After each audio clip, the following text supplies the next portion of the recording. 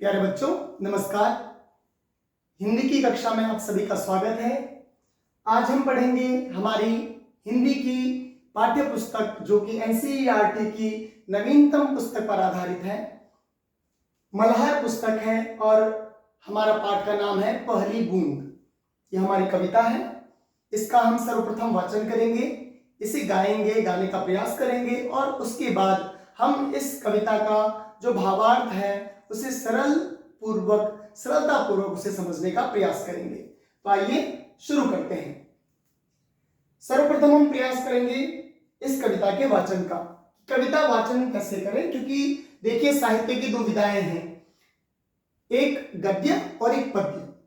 तो कविता जो है वो पद्य विधा के अंतर्गत आता है और जो पद्यात्मक हमारे पास साहित्य है उसका हम वाचन करते हैं, सिर्फ पठन नहीं करते हैं। तो आइए शुरुआत करते हैं। सबसे पहले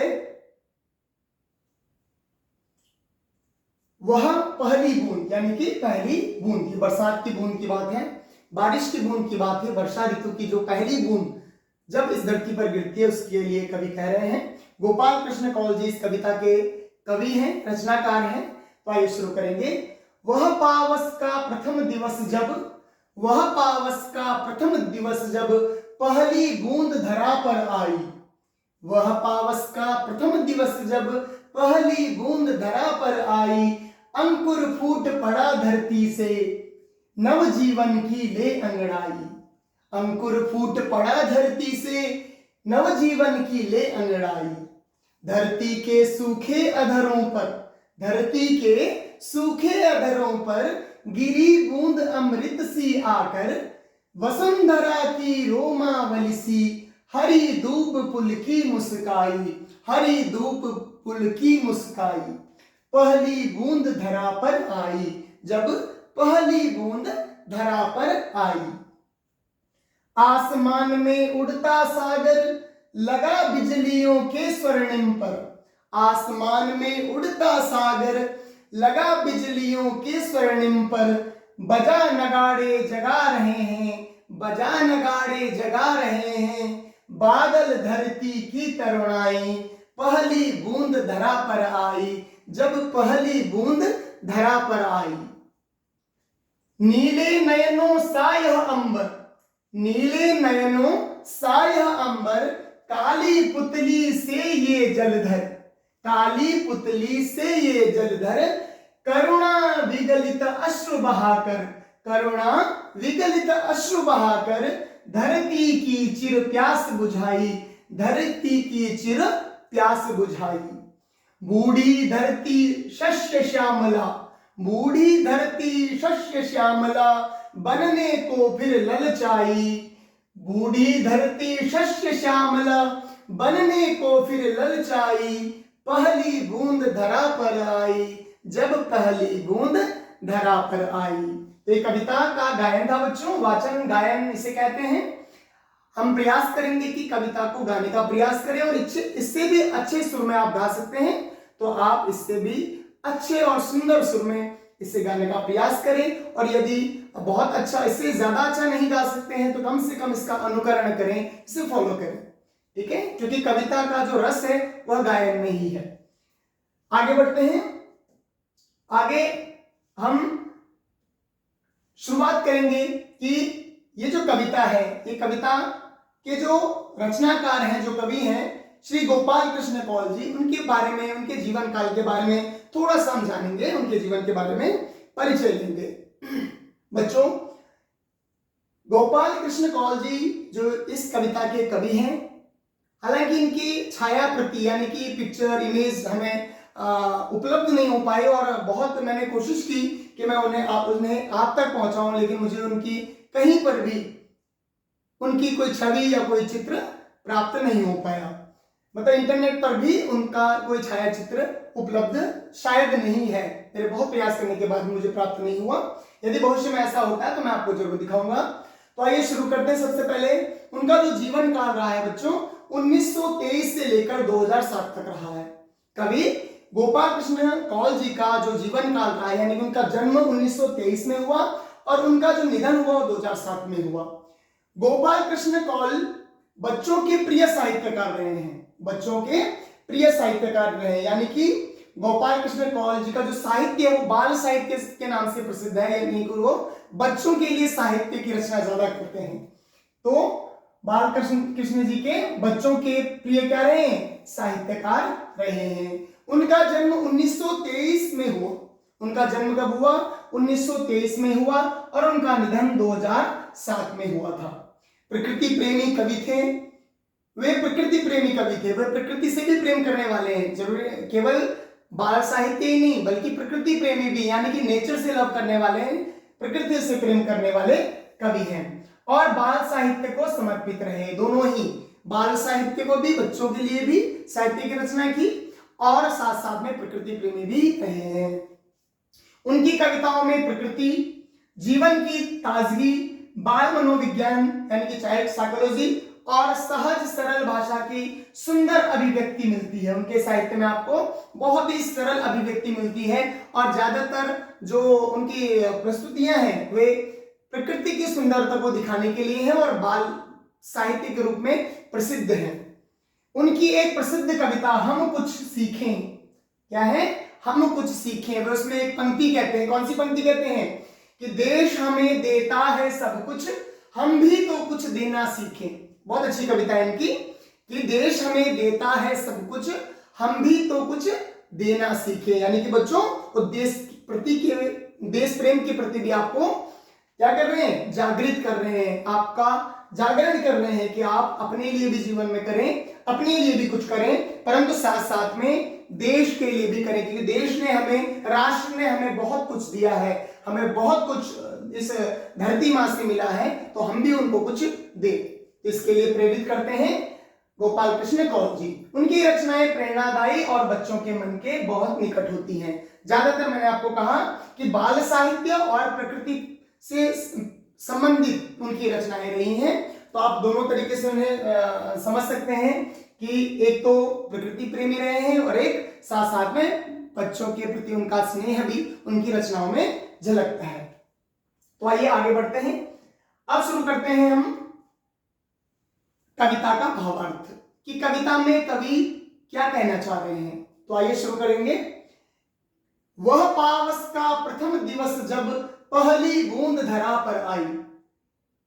वह पावस, पावस का मतलब वर्षा ऋतु से संबंधित है, वर्षा ऋतु है ना। तो वह पावस का प्रथम दिवस, जब पहला दिन वो वर्षा ऋतु का आया, तो पहली बूंद धरा पर आई, यानी कि पहली बूंद, धरा यानी धरती मां, पृथ्वी, पृथ्वी पर गिरी।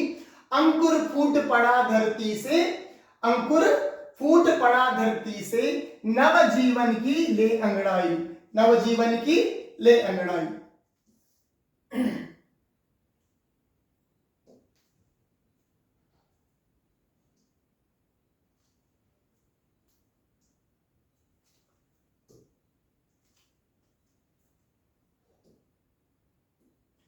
वह पावस का प्रथम दिवस, पावस मतलब मैंने आपको अभी बताया, पावस यानी कि वर्षा ऋतु। वह पावस का प्रथम दिवस, पहला दिन, पहली बूंद धरा पर आई, जब पहली बूंद इस धरती पर गिरी, इस पृथ्वी पर गिरी।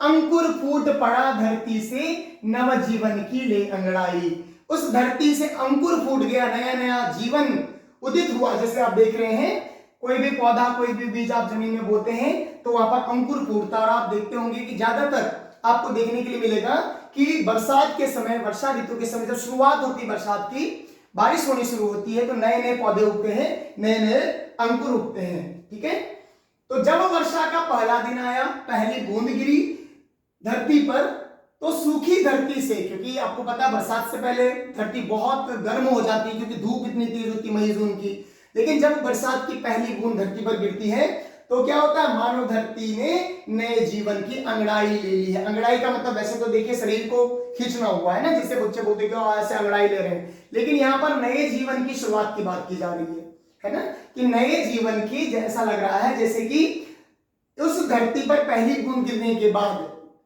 जो अंकुर फूटा, एक नया बीज जन्मा, एक नया अंकुर निकला, और अंकुर निकल करके जैसे वो अंकुर खिलता है, फैलता है, वैसी अंगड़ाई जैसे ऐसा लगता है जैसे कि उस पौधे ने ली है, उस अंकुर ने ली है। तो ये पंक्तियां क्या कह रही हैं कि जब वर्षा का पहला दिन आया बारिश का, और पहली बूंद इस धरती पर, इस पृथ्वी पर, इस धरा पर गिरी तो सूखी धरती जो थी वह उसमें से एक अंकुर निकल पड़े, है ना, बहुत सारे अंकुर निकल पड़े और मानो धरती ने जैसे कि जीवन की अंगड़ाई ली है, यानी कि जैसे हम शरीर की अंगड़ाई लेते हैं वैसे ही एक अंकुर फूटकर पत्तियों टहनियों के साथ अंगड़ाई ले रहा हो, नया जीवन प्रदान कर रहा हो। ठीक है, तो आगे बढ़ते हैं। अगली पंक्तियां हमारी, धरती के सूखे अधरों पर, धरती के सूखे अधरों पर गिरी बूंद अमृत सी आकर। धरती के सूखे अधरों पर, अधर कहते हैं होठों के लिए, अधर किसे कहते हैं, लिप्स के लिए कहते हैं, होठों के लिए कहते हैं। जैसे कि हमें बहुत प्यास लगी हो, बहुत प्यासे हो, धूप में बिल्कुल एकदम तप गए हो और उसके बाद हमें प्यास लगी, होंठ सूख गए हो, मुंह सूख गया हो और मान लीजिए कोई एक बूंद पानी का वो हमारे होठों पर, सूखे हुए होठों पर गिरे तो ऐसा लगता है कि जैसे अमृत के जैसे गिरी हो, क्योंकि वही बात है ना कि पानी की जो अहमियत है उसे वो प्यासा ही समझ सकता है जो कई घंटों से प्यासा हो और धूप में तप रहा हो, होंठ सूख गए हो। तो ऐसा लगता है जैसे कि धरती के सूखे होठों पर, इस धरती माता के, इस धरा के, पृथ्वी के सूखे होठों पर अमृत सी बूंद गिर गई हो। वो एक जो पानी, वर्षा ऋतु की जो बूंद गिरी और धरती प्रफुल्लित हो उठी, प्रसन्नचित हो उठी, खुश हो गई। जैसे धरती के शरीर से हरे भरे रोम, क्या बोल रहे हैं कि वसुंधरा की रोमावली सी, ये धरती, वसुंधरा, धरा, ये सभी पर्यायवाची शब्द हैं, है ना। रोमावली, रोमावली, रोम कहते हैं बालों के लिए और अवली कहते हैं पंक्ति के लिए। जैसे कि बालों की पंक्ति, वैसे ही किसकी पंक्ति, हरी दूब पुल की मुस्काई। आप देखते ना, हरी दूब जमी हुई रहती तो कैसे हर जगह जमती, ऐसा नहीं कि एक पौधा जम गया, बहुत सारे अलग अलग अलग अलग अलग अलग अंकुर फूटने लगते हैं और नए नए, ऐसा लगता है पंक्तियों में, जैसे बालों की पंक्ति होती है हमारे सिर पर देखिए, हमारे शरीर पर देखिए, उसी प्रकार से दूब की, हरी हरी दूब की जो पंक्ति है ना, जो रोम है वह उग आई है और प्रसन्नता से मुस्कुराने लगी है। जब आप हरी हरी घास को देखेंगे जमी हुई तो ऐसा लगता है मानो जैसे प्रकृति हंस रही हो, प्रसन्न हो रही हो। ठीक है, यहां तक सभी को समझ में आ गया। आगे बढ़ते हैं। अगली पंक्तियों में कवि कह रहे हैं कि आसमान में उड़ता सागर, आसमान में उड़ता सागर लगा बिजलियों के स्वर्णिम पर, बजा नगाड़े जगा रहे हैं बादल धरती की तरुणाई, बादल धरती की तरुणाई। आकाश में उमड़ते घुमड़ते बादल, है ना, आकाश में उमड़ते घुमड़ते, उमड़ते घुमड़ते का मतलब होता है जैसे अभी देखते हैं आप, जब कभी दिन में बारिश होती है अंधेरा आपको दिखाई देता, दोपहर में धूप ढल जाती है और पूरे चारों तरफ से काले काले बादल आ रहे हैं, घूम घूम कर आ रहे हैं, पूरे घने बादल, तो उनको कहते हैं उमड़ते घुमड़ते बादल। मानो उड़ता हुआ सागर, ऐसा लगता है मानो क्या लगते हैं, उड़ते हुए सागर के जैसे लगते हैं, ऐसा लगता है सागर की लहरें उठ रही हैं। क्यों उठ रही हैं, क्योंकि उस बीच बीच में क्या होता है, बिजली भी चमकती है। जैसे अंधेरा हो जाता है, अंधेरे बादल में काले काले बादल और अंधेरा अंधेरा छा जाता है और उसमें बिजली जब चमकती है तो बिजली जब उनके बीच में दौड़ती चमकती तो ऐसा लगता है मानो कि जैसे क्या है कि जो चमक है, बिजली की चमक है, वह सुनहरी परियों जैसी दिखती है। ऐसा लगता है जैसे इसके बीच में, बादलों के बीच में क्या सुनहरी, सुनहरी का मतलब होता है सोने की रंग की, सुवर्ण रंग की परी के जैसे उसमें विचरण कर रही हो। और बादलों की गड़गड़ाहट ऐसे प्रतीत होती है, जो गड़गड़ाहट कैसे प्रतीत होती है, ऐसे प्रतीत, ऐसा लगता है जो बादल गरजते हैं आपस में, बिजली तो चमकती है, जो आवाज आती है गर्जना की, वो ऐसा लगता है मानो जैसे ढोल नगाड़ों की आवाज आ रही हो, ढोल नगाड़े बज रहे हो। किस लिए बज रहे हो, कि जन्म के उत्सव में, किसके उत्सव में, जो नए नए अंकुर फूट रहे हैं, उनके जो नए नए जीवन आ रहा है प्रकृति में, उनके लिए ढोल नगाड़े बज रहे हो और सुनहरी परी आकाश में बादलों के बीच में क्या कर रही है, विचरण कर रही हो, घूम रही हो। ठीक है, और नगाड़े बज रहे हैं, वे धरती की तरुणाई यानी युवावस्था को जगा रहे हों। धरती जो थी एकदम सूख गई थी, उसकी तरुणावस्था, तरुण कहते हैं यौवन के लिए, युवा, यंग, है ना, तो ऐसा लगता है कि उस युवा अवस्था को जगा रही हो।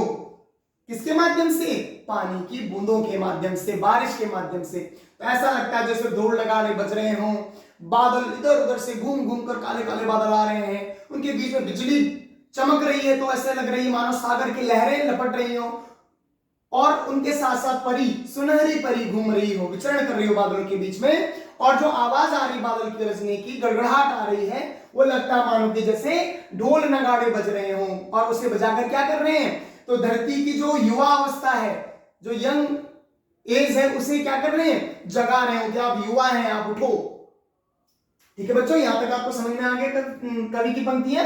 आगे बढ़ते हैं, अगली पंक्तियों में कवि कहते हैं कि नीले नयनों सायह अंबर, नीले नयनों, नीला मतलब नीला रंग, नयन यानी कि आंखें, नयन यानी कि आंखें, तो नीले नयनों सायह अंबर, यह जो अंबर है, ये जो आकाश है, अंबर मतलब वस्त्र भी होता है, अंबर मतलब आसमान भी होता है, तो यहाँ पर आसमान के लिए लिखा है कि नीले नयनों सायह अंबर, ये जो अंबर है ये कैसा लग रहा है, नीले नयनों जैसा लग रहा है, नीले, नीले नीले, नयन मतलब आंखें, और अंबर मतलब आकाश, आसमान, और काली पुतली से ये जलधर, और उस नीले नीले आंखों के बीच में क्या है, ये काली पुतली, काली यानी काले रंग की, पुतली यानी जो आंखों के ऊपर का भाग रहता है, इसको कहते हैं पुतली। तो ऐसा लग रहा है कि आंखों के ये पुतली जो क्या है, बादल का रूप क्या है, उसने आंखों की पुतली बना दी, और किसके लिए कहा है, बादलों के लिए। जलधर, जलधर यानी कि बादल, जलधर यानी कि बादल का प्रयास शब्द है जलधर। ठीक है, करुणा विगलित अश्रु बहाकर, करुणा विगलित अश्रु बहाकर, करुणा यानी कि दया, विगलित यानी कि पिघलते हुए, दया जैसे कि पिघल गई हो, करुणा दया है ना, और अश्रु बहाकर, करुणा जो है, दया रूपी जो अश्रु है, आंसू हैं, उनको पिघल गए हो, जैसे बर्फ पिघलती तो पानी टपकने लगता है, वैसे ही दया पिघल कर अश्रु बहाकर, अश्रु का मतलब क्या होता है, आंसू है ना, आंखों से टपकने वाले जो आंसू है, अश्रु उसे संस्कृत में कहते हैं, तत्सम शब्द है, तो अश्रु बहाकर यानी आंसू बहाकर धरती की चरम प्यास बुझाई, धरती की क्या बुझाई, चरम प्यास बुझाई, मतलब जो जिसकी बोलते ना कि एक मर्यादा होती है, सीमा होती है, अंत उसके बाद कुछ नहीं, चरम, किसी भी की भी क्या होती है, चरम सीमा होती है, चरम सीमा यानी कि उसके बाद कुछ नहीं, सबसे ज्यादा, अगर मुझे प्यास लगी है तो बहुत ज्यादा, अत्यधिक, अत्यंत, है ना, तो उसको कहते हैं चरम, अंतिम तक, जो उसकी सबसे ऊपर तक, जो सबसे ज्यादा से ज्यादा हो सकता है, उसको कहते हैं चरम पर।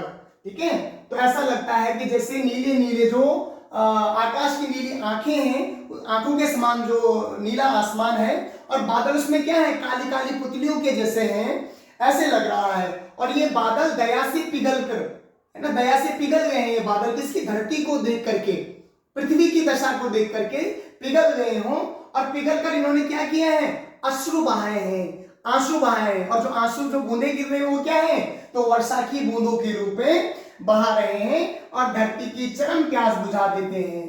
तो धरती की जो बहुत अत्यंत प्यास है, सोचिए जून के महीने की जो कड़कती धूप है, उसके बाद की जो प्यास है धरती की, पेड़ पौधों की, जीव जंतुओं की, उसको इसकी ये क्या कर देते हैं, बूंदे, पहली बूंद उस धरती की चरम प्यास बुझा देती है, और उसकी प्यास शांत कर देती है।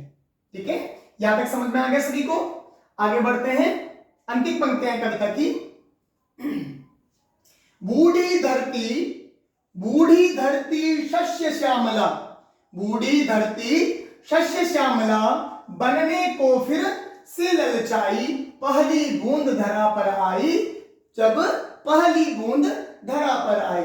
बूढ़ी धरती शस्य श्यामला, यानी कि जो धरती है ना, इससे पहले हमने पंक्तियों में पढ़ा था कि वो उसको क्या कर रही है, यौवन जगा रही है, युवावस्था जगा रही है। ठीक है, तो बूढ़ी धरती, ये जो धरती है ये बूढ़ी जैसी हो गई है। बूढ़ी अवस्था कैसी होती है, तो बिल्कुल शांत सा, है ना, बिल्कुल कोई इसमें हरियाली नहीं, कोई कुछ नहीं, बिल्कुल जैसे बूढ़े इंसान जब हो जाते हैं तो उनमें क्या होता है, जो चेहरे की जो रौनक होती है, जो त्वचा की जो रौनक होती है, शरीर की जो तंदुरुस्ती होती है, सब चीजें धीरे धीरे खत्म होती जाती, कम हो जाती हैं। वैसे ही धरती की जो स्थिति हो जाती है मई जून में गर्मियों पर, तो वो जो बूढ़ी धरती है, शस्य श्यामला यानी कि हरी भरी, शस्य श्यामला माने हरा भरा, हरी भरी, बनने को फिर से ललचाई, वो फिर से, वो जो सूखी धरती है, बूढ़ी धरती है, वो फिर से हरी भरी बनने को तैयार है, युवा बनने के लिए तैयार है, यौवन की प्राप्ति के लिए तैयार है। ठीक है, पहली बूंद धरा पर आई, जब पहली बूंद धरा पर आई।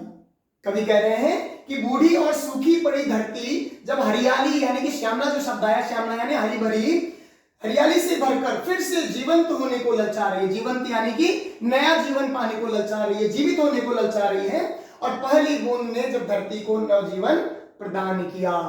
ठीक है। तब वो क्या चाहती है कि मैं भी युवा हो जाऊं और मैं भी फिर से हरी भरी हो जाऊं। तो ऐसी जो पहली बूंद है उसका इतना महत्व है, ठीक है। तो कवि ने इस जो हमारी कविता आपने पढ़ी, इस कविता में बहुत चीजों के बारे में बताया है। तो ये पंक्तियां हमारी यहीं पर पूरी होती हैं।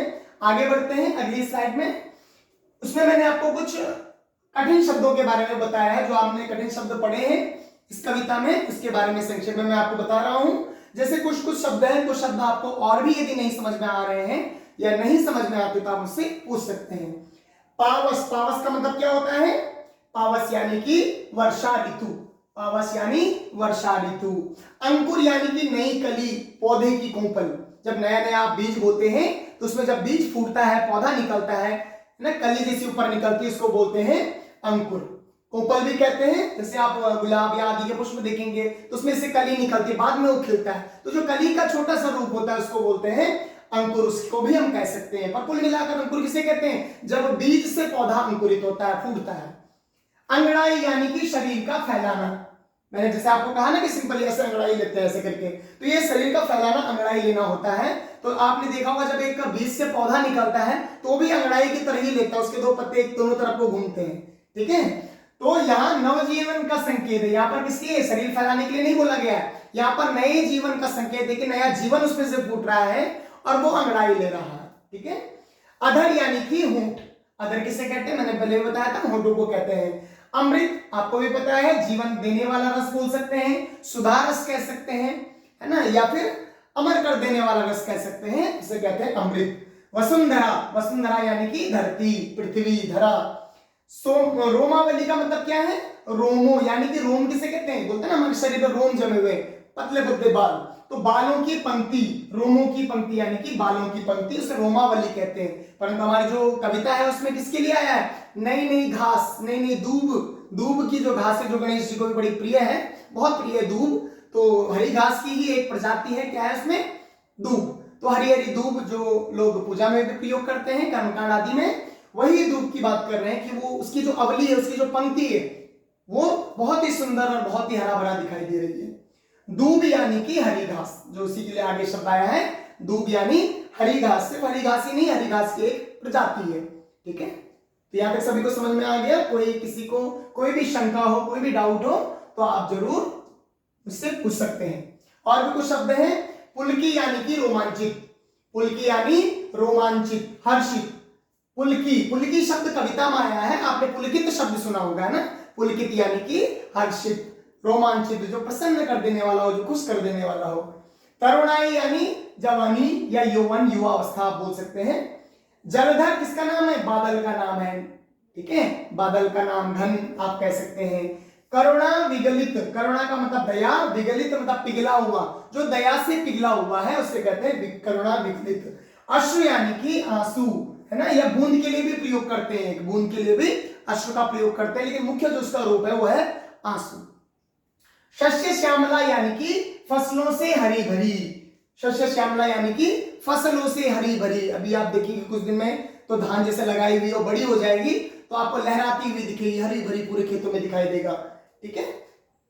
आगे बढ़ते हैं। कुछ मैंने यहाँ पर जो कविता में कुछ शब्द आए हैं उनमें से कुछ पर्यायवाची, उनसे मतलब और भी उनसे बनने वाले जो शब्द हैं, है ना, पर्यायवाची शब्द हैं, कुछ कुछ शब्द यहाँ पर दिए हैं।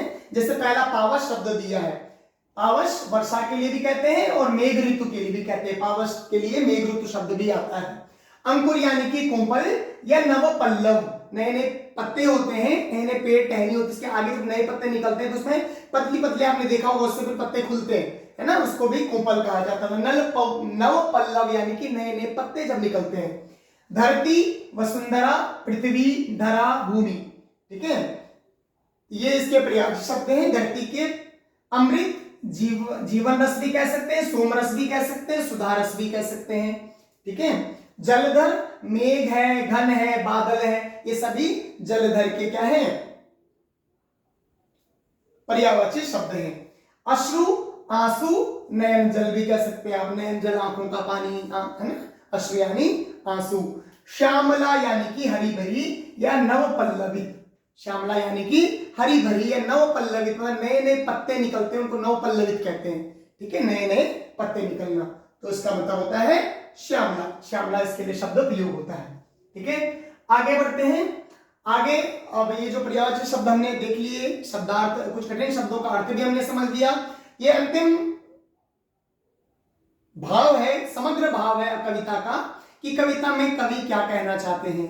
तो कविता में कवि कहना चाहते हैं कि यह कविता हमें क्या बताती है कि वर्षा की पहली बूंद से पूरी प्रकृति, जब पहली बूंद वर्षा की धरती पर गिरी, इस धरती पर, इस पृथ्वी पर, इस धरा पर गिरती है, कब गिरती है? पहली बूंद। यानी कि मान लीजिए अब गर्मियों में जब आप जून के महीने में जो तड़पती गर्मी देखते हैं, चारों तरफ आप बारिश की बूंदे नहीं देखते, हरियाली नहीं देख पाते, और जगह जगह आप देखेंगे तो जो हरे हरे पौधे रहते हैं या जो भी पौधे रहते हैं सब सूख जाते हैं। ऐसे समय में जब पहली बूंद प्रकृति में क्या करती है? नया जीवन लाती है, उल्लास लाती है, खुशी लाती है, और उत्साह आ जाता है उस बूंद से।